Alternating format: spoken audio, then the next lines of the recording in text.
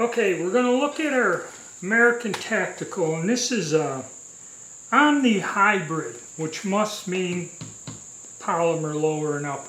Okay, they show you a couple different ones of Mil Sport, and then an Alpha 15. Now, in the book, it does give you a warning. On the hybrids, we're not designed to be used with 50 BMG. Okay, which I can kind of understand that. And also it notes in here an Alpha 15 due to its mil-spec polymer buffer tube cannot be removed from the lower receiver. It is permanently affixed. And if you do something to it, it voids the warranty. And castle nut is factory torque. Do not tighten castle nut. So whatever. Now, like I said, I didn't know that these are polymer upper and lowers. So we're going to take it apart. I'm going to show you what it is. They do have aluminum reinforcements in them. One way to tell is when you look down in there, you see that aluminum. That means you got a polymer receiver. I kind of noticed that, but didn't catch it. Alright, and first things first, the brace. You're going to need a 3mm Allen wrench to loosen those bolts, and you can pull that out a little further. So that's what you need there. Now, to get this apart, I kind of noticed I didn't like it. It comes apart just like any other AR-15, but this rear hole, let's see if we can zoom in here, and you should be able to push the pins out. This one is recessed in the back here, and this one also is pretty much flush. So what you're going to have to do is, what I will do is get something, take our Allen wrench pack and get something underneath here.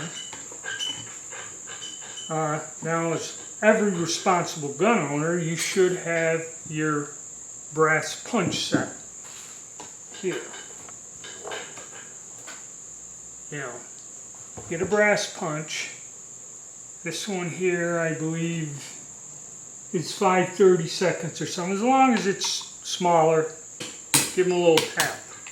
That's all. Get them loose. Okay. Got them loose. You pull them out.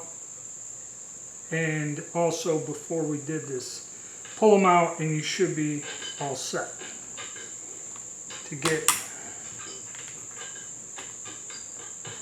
the receiver off.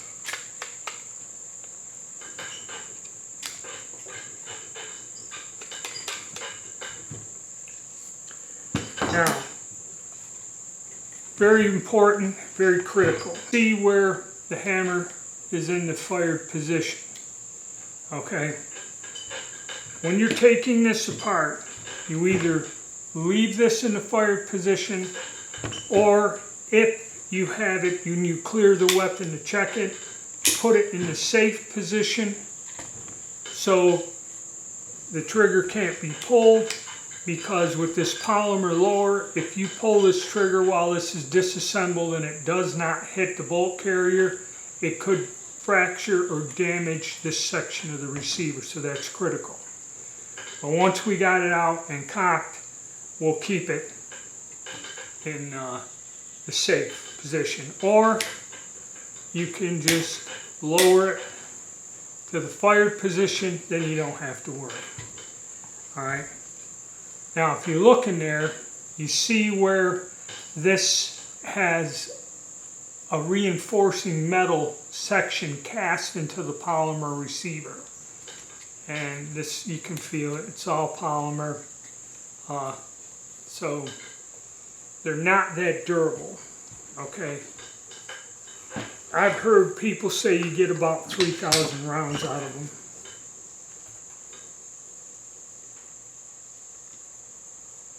So now I'll adjust it. Okay, and this should come apart just like a standard AR-15. take your bolt carrier out. But the weird thing about this receiver is usually with an AR you have to go in and catch the notches. This just comes straight out. That's the way they make these. It does latch and lock. It does have a forward assist. Now, we'll zoom in and look at the upper. Okay, the upper has reinforcements in the back here, which is cast in where the pins go. It has a reinforcement here in the front where the pin goes. Down in the receiver there, where the barrel screws in that, there is another metal reinforcement cast into the receiver. Okay, down inside.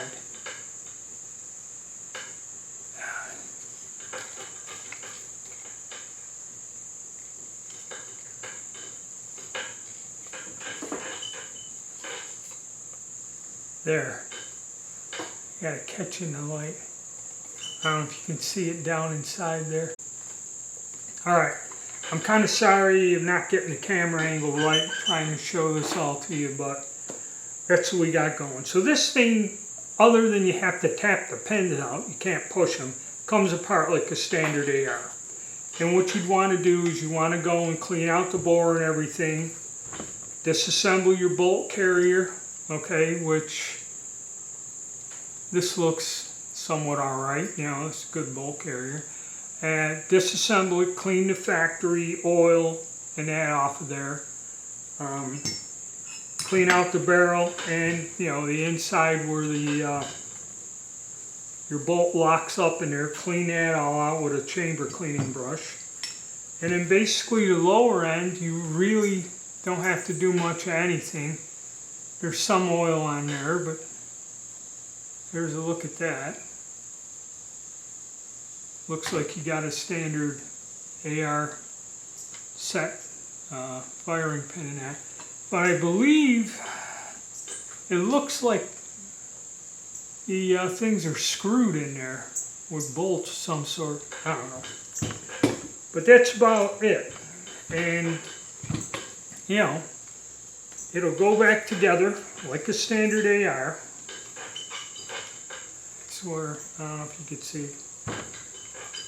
But the only thing is the top handle just slides in. You put your bolt carrier and assembly back in there.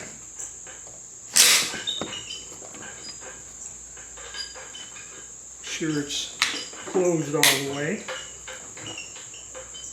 And then you reassemble it much like you do any AR-15.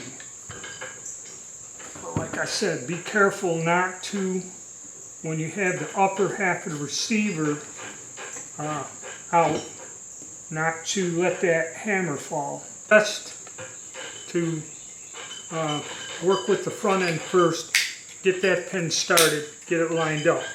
You know, that way you have more room to wiggle it around. Then you should be able just to come over and get